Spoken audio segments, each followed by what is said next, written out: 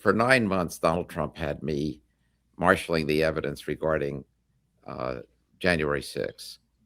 So I know what January 6th is.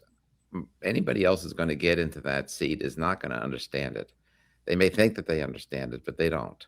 Because January 6th is not something that started on January 6th. It was pre-planned.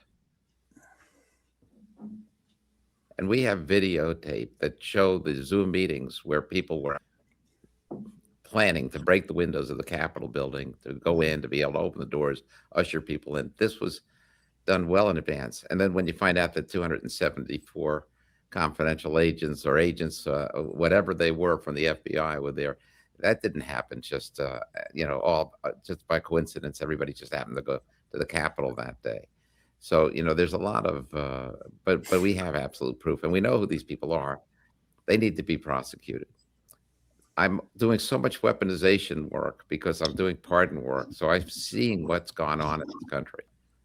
So as a result, you have people in the Department of Justice that are rationalizing their existence by going after either innocent people or people that are guilty of minor transgressions and being treated as major crime, where they get years.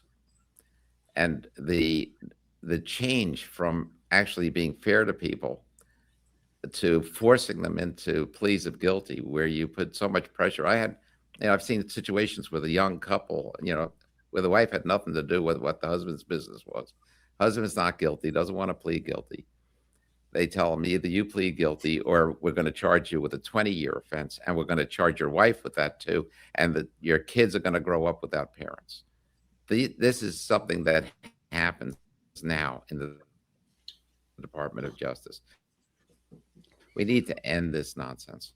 We need to identify all of the cases that are basically BS cases. And we do that, free up the manpower that we need to go against real criminals.